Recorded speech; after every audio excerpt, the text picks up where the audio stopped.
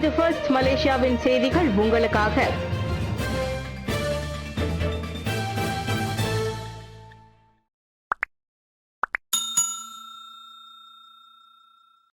ECRLஐ Rantau பஞ்சாங்கிற்கு நீட்டிக்கும் திட்டம் ஆரம்பகட்ட விவாதத்தில் உள்ளது. பிரதமர் அன்வார். தாய்லாந்து எல்லையோரம் உள்ள கிளந்தானின் ரந்தாவ் பஞ்சாங்கிற்கு கிழக்கு கடற்கரை ரயில் இணைப்பை நீட்டிக்கும் திட்டம் இன்னும் ஆரம்பகட்ட விவாதத்தில் உள்ளதாக பிரதமர் டத்தோஸ்ரீ அன்வார் இப்ராஹிம் தெரிவித்தார். திட்டத்தின் முழுமையான விவரங்கள், செலவு திட்டம் மற்றும் கட்டண முறை குறித்து குழு ஆய்வு செய்ய வேண்டும் என்பதனை அவர் தெளிவுபடுத்தினார். இந்த விவகாரம் சீன அதிபர் ஜி ஜின்பிங் மற்றும் பிரதமர் லீ கியாங் ஆகியோருடனான தனிப்பட்ட இருதரப்பு சந்திப்புகளில் விவாதிக்கப்பட்டதாகவும் பிரதமர் தெரிவித்தார். சுமார் 20 முதல் 25 கிலோமீட்டர் தூரம் கொண்ட இந்த நீட்டிப்பு திட்டம் அந்த பகுதியின் வளர்ச்சி மற்றும் பொருளாதார சூழலை மேம்படுத்த உதவும் என்று எதிர்பார்க்கப்படுகின்றது. மேலும் வரும் அக்டோபர் மாத இறுதியில் கோலாலம்பூரில் நடைபெறும் 47வது ஆசியான் மாநாட்டில் சீனாவை பிரதிநிதிப்படுத்துவதற்கு பிரதமர் லீ கியாங் வருவார் என்பதை பிரதமர் அன்வார் உறுதிப்படுத்தினார். தாமதமாகும் முன் தட்டம்மை பரவுவதை நிறுத்துங்கள். செனட்டர் லிங்கேஸ்வரன் வலியுறுத்து. நாட்டில் நிமோனியா, மூளை தொற்று மற்றும் மரணத்தில் கூட போய் முடியக்கூடும் தட்டம்மை பரவலை உடனே தடுக்க வேண்டும் என செனட்டர் டாக்டர் லிங்கேஸ்வரன் அருணாச்சலம் வலியுறுத்தியுள்ளார். கடந்த ஆண்டு மலேசியாவில் 3791 தட்டம்மை சம்பவங்கள் பதிவாகின. முந்தைய ஆண்டோடு ஒப்பிடுகையில் இது இரட்டிப்பாகும். இதில் 44% குழந்தைகள் 5 வயதுக்கு உட்பட்டவர்கள் என பினாங்கு சுங்கைப்பாக்கம் மருத்துவமனையின் முன்னாள் இயக்குநருமான அவர் சொன்னார். இந்நோய் பரவலை தடுக்க சுகாதார அமைச்சு தட்டம்மை மற்றும் ருபேலா கூடுதல் தடுப்பூசி முகாம்களை ஆகஸ்ட் 4ஆம் தேதி முதல் அக்டோபர் 12ஆம் தேதி வரை நடத்துகிறது. 6 முதல் 59 மாத குழந்தைகள் அனைவருக்கும் இலவசமாக மருத்துவமனைகள் மற்றும் வெளிப்புற முகாம்களில் இத்தடுப்பூசி வழங்கப்படுகிறது. அரசாங்கம் 16.3 மில்லியன் ரிங்கிட் செலவில் 1.5 மில்லியன் தடுப்பூசிகளை வாங்கியுள்ளது. இந்நிலையில் 95% மேற்பட்ட தடுப்பூசி அளவை எட்டினால் நோய் பரவலை நிறுத்தி புதிய அலைகளை தடுக்க முடியும். ஆனால் தடுப்பூசி போட குழந்தைகளை கூட்டிச் செல்வதில் பெற்றோர்களிடம் இருந்து ஒத்துழைப்பு கிடைக்கவில்லை என்றால் இம்முயற்சி பயனற்றதாகிவிடும். எனவே தடுப்பூசி கொடுப்பது நாளைய தலைமுறைக்கு பாதுகாப்பு என்பதை உணர்ந்து பெற்றோர்கள் செயல்பட வேண்டும் என லிங்கேஸ்வரன் வலியுறுத்தினார். மனைவியின் வழக்கிற்காக 84,500 ரிங்கிட் முறைகேடாக பயன்படுத்திய பல்கலைக்கழக கல்வி பணியாளர் சங்கத்தின் செயலாளர் கைது. தனது மனைவியின் நீதிமன்ற வழக்கிற்காக செலவுகளை ஈடுகட்டுவதற்காக 84,500 ரிங்கிட்டை முறைகேடாக பயன்படுத்திய குற்றத்திற்காக மலாக்காவில் உள்ள ஒரு பொது பல்கலைக்கழகத்தின் கல்வி பணியாளர் சங்கத்தின் செயலாளர் கைது செய்யப்பட்டுள்ளார். 47 வயதான அந்த நபர் தனது மனைவிக்கு எதிரான நீதிமன்ற உத்தரவு மற்றும் அவரது நீதிமன்ற வழக்கிற்கான கட்டணத்தை செலுத்துவதற்காக சங்கத்தில் தனது பதவியை தவறாக பயன்படுத்தி அந்த பணத்தை பெற்றதாக ஒரு வட்டாரம் தெரிவித்தது. அந்த சந்தேக நபர் நேற்று மாலை மணி 5:10 அளவில் மலாக்காவில் உள்ள மலேசிய ஊழல் தடுப்பு ஆணையத்தின் தலைமையகத்தில் வாக்குமூலம் அளித்த பின்னர் கைது செய்யப்பட்டார். அவரை செப்டம்பர் 7ஆம் தேதி வரை தடுத்து வைக்க ஆயர்கெரோ மேஜிஸ்ட்ரேட் நீதிமன்றம் MACCக்கு அனுமதி அளித்தது. அந்த நபர் கைது செய்யப்பட்டதை மலாக்கா MACC தலைவர் ஐடி சுபியான் ஷாபி உறுதிப்படுத்தினார். பண்டார் ஸ்பிரிங் ஹில் தமிழ் பள்ளிக்கு மண்டபம் கட்ட அந்தோனி லோக் முயற்சியில் வைட்டிகல் நிறுவனம் 4,50,000 ரிங்கிட் நிதி உதவி. நெகிரி செம்பிலான் பண்டார் ஸ்பிரிங் ஹில் தமிழ் பள்ளியில் திறந்த வெளி மண்டபம் கட்டுவதற்கு வைட்டிகல் நிறுவனம் 4,50,000 ரிங்கிட் நிதியை வழங்கியுள்ளது. அங்கு பயிலும் 385 மாணவர்களின் பயன்பாட்டுக்காக அந்த திறந்தவெளி மண்டபத்தை காட்டும் முயற்சி கடந்த 2 ஆண்டுகளாக மேற்கொள்ளப்பட்டு வருகிறது. இந்நிலையில் சிரம்பான் நாடாளுமன்ற உறுப்பினரும் போக்குவரத்து அமைச்சருமான அந்தோனி லோக்கின் கவனத்திற்கு இவ்விஷயத்தை மாநில ஆட்சிக்குழு உறுப்பினர் அருள்குமார் ஜம்புநாதன் கேட்டுக்கொண்டார்.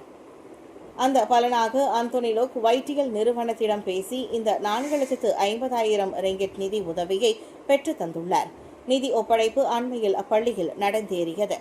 அவ்விரு தரப்புக்கும் நன்றி தெரிவித்துக் கொண்ட அருள்குமார் கட்டுமான வேலைகளுக்கான அனைத்து அனுமதிகளும் முறையாக கிடைத்ததும் அடுத்த 1 வருடத்திற்குள் மண்டபம் கட்டி முடிக்கப்படும் என்றார். அரசாங்கம் அளிக்கும் உதவிகள் போக இதுபோன்ற தனியார் நிறுவனங்கள் மற்றும் தனிநபர்களின் நிதியுதவி மூலம் தமிழ் பள்ளிகளின் நிலைமையை மேம்படுத்தி நமது மாணவர்களுக்கு சிறந்த கல்வி சூழலை ஏற்படுத்தி தர முடியும் என அவர் நம்பிக்கை தெரிவித்தார். 24 மணி நேர சேவையை தொடங்கிய KLIA ஏரோட்ரெயின் கோலாலம்பூர் அனைத்துலக விமான நிலையத்தில் திட்டமிட்டபடி பராமரிப்பு பணிகள் நிறைவடைந்ததை தொடர்ந்து ஏரோட்ரெயின் தற்போது 24 மணி நேர சேவையை வழங்கி வருவதாக மலேசிய ஏர்போர்ட்ஸ் ஹோல்டிங்ஸ் பிரிகட் அறிவித்துள்ளது. ஆகஸ்ட் 18 முதல் 31ஆம் தேதி வரை தினமும் நள்ளிரவு 12 மணி முதல் அதிகாலை 5 மணி வரை பராமரிப்பு பணிகள் மேற்கொள்ளப்பட்டு வந்த நேரத்தில் பயணிகளுக்காக ஷட்டில் பேருந்து சேவைகள் வழங்கப்பட்டுள்ளன. KLIAவின் முக்கிய இணைப்பாக இருக்கும் ஏரோட்ரெயின் சேவை பயணிகளின் பாதுகாப்பு, வசதி மற்றும் நம்பகத்தன்மையை மேம்படுத்தும் என்று நிறுவனம் நம்பிக்கை தெரிவித்துள்ளது.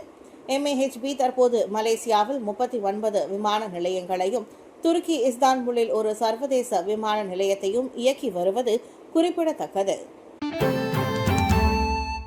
MRSM கல்லூரிகள் SBP பள்ளிகளுக்கு விண்ணப்பிக்க செப்டம்பர் 7ஆம் தேதியே இறுதி நாள். இன்றே விரைந்து விண்ணப்பிப்பேர். MRSM எனப்படும் மாறா இளநிலை அறிவியல் கல்லூரி இணைய விரும்பும் மாணவர்கள் செப்டம்பர் 5ஆம் தேதிக்குள் அதற்கு விண்ணப்பிக்குமாறு கேட்டுக் கொள்ளப்படுகின்றனர்.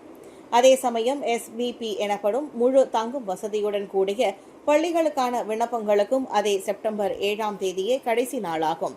எனவே தகுதியுடைய இந்திய மாணவர்கள் கடைசி நேரம் வரை காத்திராமல் இந்த வாய்ப்பை நன்முறையில் பயன்படுத்திக் கொள்ளும்படி இந்திய அரசு சாரா அமைப்புகளில் கூட்டமைப்பான ACEயின் ஒருங்கிணைப்பாளர் குணசேகரன் கந்தசாமி கேட்டுக் கொண்டுள்ளார். MRSM கல்லூரிகளில் மாறா நிறுவனத்தின் கீழும் SBP பள்ளிகள் கல்வி அமைச்சின் கீழும் செயல்படுவதாகும். இவ்விரு கல்வி நிலையங்களிலும் இணைந்து பயில்வதற்கு பூமிபுத்ரா அல்லாத மாணவர்களுக்கு 10 விழுக்காடு இடஒதுக்கீடு வழங்கப்படுகிறது. எனவே இவ்வாண்டு தேசிய பள்ளி, தமிழ் மற்றும் சீன பள்ளிகளில் 6ஆம் ஆண்டு படிக்கும் மாணவர்களும், தேசிய இடைநிலை பள்ளிகளில் 3ஆம் ஆண்டில் படிக்கும் மாணவர்களும் இதற்கு விண்ணப்பிக்கலாம். இவர்கள் அடுத்த ஆண்டு 1ஆம் படிவத்திலும் 4ஆம் படிவத்திலும் அங்கு படிப்பை தொடருவர். மிக சிறந்த கல்வி தேர்ச்சியை வைத்திருப்பது, புறப்பாட நடவடிக்கைகளில் சிறந்து விளங்குவது போன்ற நிபந்தனைகளுடன் குறைந்த வருமானம் கொண்ட B40 குடும்பத்தை சேர்ந்த மாணவர்களுக்கு இதில் முன்னுரிமை வழங்கப்படும். ChatGPT ஊக்குவிப்பால் இளைஞர் தற்கொலை வழக்கு, கட்டுப்பாடுகள் விதித்த நிறுவனம். அமெரிக்க செயற்கை நுண்ணறிவு நிறுவனமான OpenAI தனது பிரபல ChatGPTயில் பெற்றோர்கள் செயல்படுத்தக்கூடிய கட்டுப்பாடுகளை அறிமுகப்படுத்தவுள்ளதாக அறிவித்துள்ளது. கடந்த வாரம் தங்கள் மகன் ChatGPT ஊக்குவிப்பால் உயிரிழந்ததாக குற்றம் சாட்டிய அமெரிக்க தம்பதியினர் கலிபோர்னியா நீதிமன்றத்தில் வழக்கு தொடர்ந்ததை தொடர்ந்து அந்நிறுவனம் இம்முடிவை எடுத்துள்ளது. அடுத்த 1 மாதத்திற்குள் பெற்றோர்கள் தங்கள் கணக்குகளை பிள்ளைகளின் கணக்குகளுடன் இணைத்து வயதிற்கேற்ற நடத்தை விதிகளை அமைத்துக் கொள்ள முடியும். மேலும் இளைஞர்கள் கடுமையான மன அழுத்தத்தை இருப்பதை கண்டறிந்தால் பெற்றோருக்கு உடனடி அறிவிப்புகள் அனுப்பப்படும் எனவும் தெரிவிக்கப்பட்டது. பயனர்களின் மன அழுத்தம் மற்றும் உணர்ச்சி சிக்கலை அடையாளம் கண்டு பதிலளிக்கும் திறனை மேம்படுத்தி வருவதோடு அடுத்த 3 மாதங்களில் கூடுதல் பாதுகாப்பு நடவடிக்கைகள் அதில் அறிமுகப்படுத்தப்படவுள்ளன. சுகாதார அமைச்சின் சுமார் 90 விழுக்காடு ஆம்புலன்ஸ் வண்டிகள் 6 ஆண்டுகளுக்கும் மேற்பட்டவை. மேலவையில் தகவல். சுகாதார அமைச்சு பர்பஸ் பில்ட், அதாவது நோக்கத்திற்காக பிரத்யேகமாக உருவாக்கப்பட்ட டொயோட்டா ஹைமெடிக், டீமர்ஸ் ஆம்புலன்ஸ் அல்லது மெடிக்ஸ் போன்ற ஆம்புலன்ஸ் வண்டிகளை இதுவரை வெளிநாடுகளிலிருந்து வாங்கியதில்லை. மாறாக கொள்முதல் செய்யப்பட்ட அனைத்து ஆம்புலன்ஸ் வாகனங்களுமே சாதாரண வேன்களிலிருந்து மாற்றி அமைக்கப்பட்டவைதான் என மேலவையில் செனட்டர் டாக்டர் லிங்கேஸ்வரன் அருணாச்சலம் கேட்ட கேள்விக்கு துணை அமைச்சர் டத்தோ லுகானிஸ்வான் அவாங் சவுனி தெரிவித்துள்ளார்.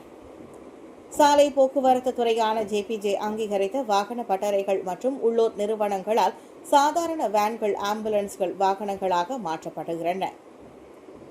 பயணீட்டாளர்களுக்கும் நோயாளிகளுக்கும் அவை பாதுகாப்பாக இருப்பதை உறுதி செய்ய புஷ்பகாம் மற்றும் பொதுப்பணித்துறையான JKRஇன் விரிவாக தொழில்நுட்ப பரிசோதனைகளுக்கு விடப்படுகின்றன. அனைத்து பாதுகாப்பு அம்சங்களும் உறுதிப்படுத்தப்பட்ட பிறகே அவை பயன்பாட்டுக்கு வருவதாக துணை அமைச்சர் சொன்னார். பயணிகள் மற்றும் சரக்கு வேன்கள் ஆம்புலன்ஸ் வண்டிகளாக மாற்றியமைக்கப்படும் போது அவற்றின் பாதுகாப்பு அம்சங்களுக்கு உத்தரவாதம் உண்டா என முன்னதாக டாக்டர் லிங்கேஸ்வரன் கேட்டிருந்தார்.